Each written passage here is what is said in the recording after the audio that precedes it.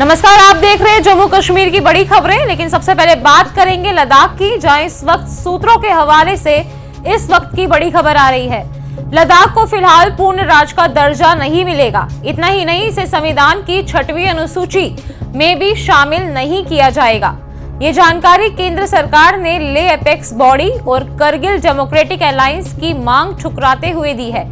दिल्ली में कुछ दिन पहले गृह मंत्रालय की हाई पावर्ड कमेटी के साथ हुई बैठक में ये साफ कर दिया गया है कि सूत्रों के मुताबिक से केंद्र ने लद्दाख के लिए टेरिटोरियल काउंसिल मॉडल का प्रस्ताव भी रखा था।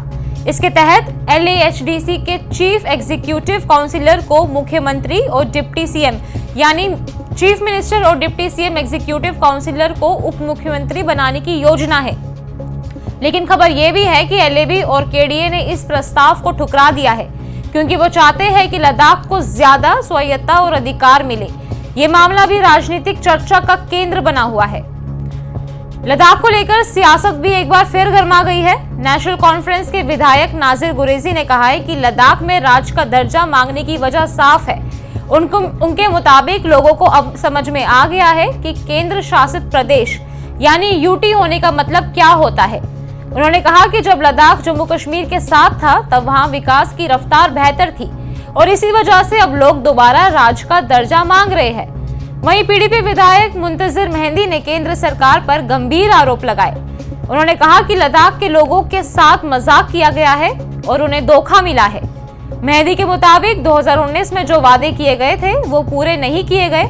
उन्होंने ये भी कहा कि जम्मू कश्मीर से अलग करने के बाद लद्दाख के लोगों को उम्मीदें जो थी, लेकिन अब वो खुद को ठगा हुआ महसूस कर रहे हैं। वहीं लद्दाख के एक बड़े नेता कमर अली आखून का निधन हो गया है। वे लंबे समय तक जनता की सेवा में जुटे रहे और करगिल के लोगों के बीच बेहद लोकप्रिय थे। मुख्यमंत्री ने ट्वीट करके अपनी गहरी संवेदना व्यक्त की है और उन्हें एक समर्पित और विनम्र नेता भी बताया। उन्हें शोक संतप्त परिवार के प्रति हार्दिक संवेदनाएं प्रकट की और दिवंगत आत्मा की शांति की प्रार्थना भी की। जम्मू कश्मीर विधानसभा के बजट सत्र में भी स्पीकर ने भी आखून साहब को याद करते हुए कहा कि वो हमेशा जनता के लिए काम करते रहे और उनका जीवन बेहद ही साधारण था। उनके पास अपना घर नहीं था और वो हमेशा किराए के कमरे में ही रहा करते थे। एक कैबिनेट मंत्री होते हुए भी उनका जीवन बहुत सरल और नम्र था। इस अवसर पर सदन ने उनके सम्मान में 2 मिनट का मौन भी रखा। कमर अली आखून का जाना लद्दाख और करगिल के लोगों के लिए एक बहुत बड़ी क्षति है। वहीं जम्मू कश्मीर की विधानसभा में आज भारी हंगामा देखने को मिला।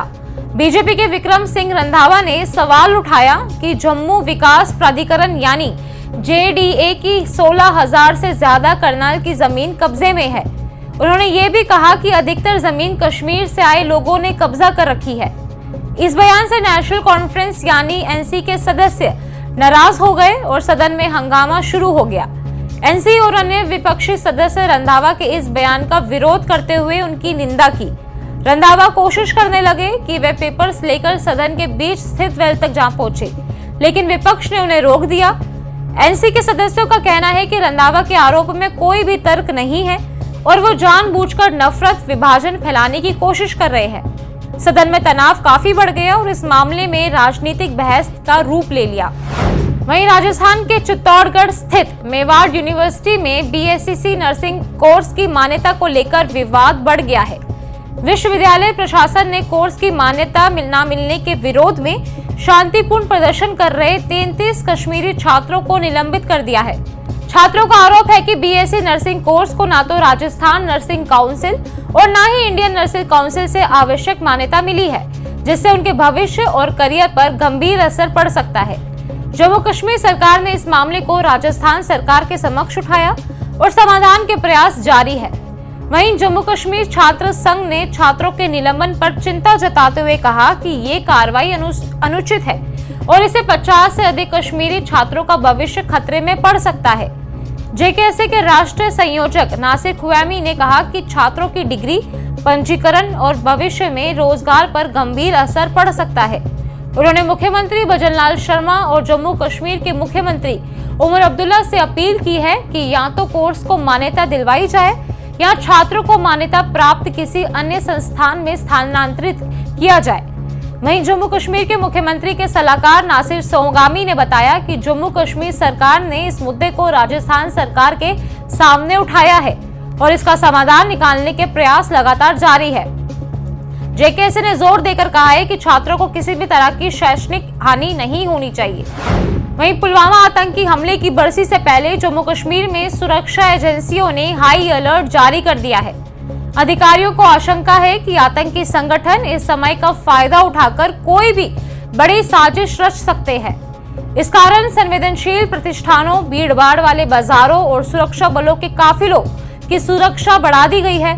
जम्मू संभाग के किश्तवाड़, उधमपुर और कठुआ जिले में पहले से ही आतंकवादी विरोधी अभियान चला रहे हैं। सुरक्षा बल सतर्क है और सभी संभावित खतरों को रोकने के लिए अतिरिक्त इंतजाम भी किए गए हैं। स्थानीय प्रशासन ने लोगों से अपील की है कि वो संदिग्ध गतिविधियों की जानकारी तुरंत सुरक्षा एजेंसियों को दे। पुलिस और सीआरपीएफ की टीमें भी मुख्य स्थलों पर तैनात की गई है ताकि किसी भी अप्रिय घटना को समय रहते ही रोका जा सके। अधिकारियों ने कहा है कि जनता और सुरक्षा बलों की सुरक्षा सर्वोच्च प्राथमिकता है।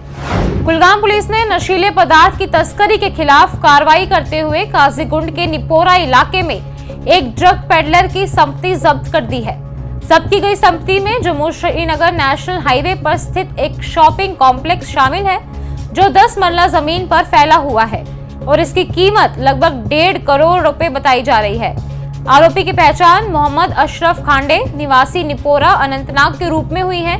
ये कार्रवाई एसएसपी कुलगाम श्री आयानत अली चौधरी के निर्देश पे की गई और ऑपरेशन का नेतृत्व एएसपी एनएसडब्ल्यू मुमताज अली बटी, एसडीपीओ काजीगुंड मंसूर अयाज और डीओ मीर बाजार ने किया है। पुलिस का कहना है कि ये कदम जिले में नशे की समस्या को रोकने और अवैध ड्रग नेटवर्क को तोड़ने के लिए उनके लगातार प्रयास और दृढ़ संकल्प को दिखाता है। कुलगाम पुलिस लगातार इस लड़ाई को जारी रखेगी और नशे के खिलाफ सख्त कार्रवाई भी करती रहेगी।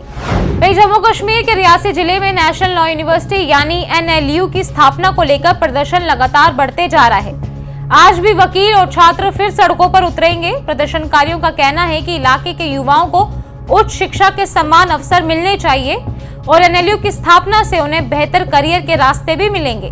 ये मांग अब सिर्फ रियासी तक सीमित नहीं है, बल्कि जम्मू के कई इलाकों में छात्र और युवा इसे लेकर प्रदर्शन कर रहे हैं। प्रशासन ने सुरक्षा के कड़े इंतजाम किए हैं क्योंकि ये मुद्दा राजनीतिक रूप भी ले सकता है। वहीं से पहले सांबा के राया मोड़ पर भी छात्रों ने प्रदर्शन किया, जहां पुलिस के साथ झड़प में कई छात्र घायल भी हुए। अब प्रदर्शनकारी शांतिपूर्ण तरीके से अपनी मांग उठाने की कोशिश कर रहे हैं। अधिकारियों ने कहा है कि पुलिस और प्रशासन हर जगह तैनात है और जनता से अपील है कि वो कानून व्यवस्था बनाए रखे। फिलहाल के लिए इतना ही। बने रहिए न्यूज़ 18 के साथ। धन्यवाद।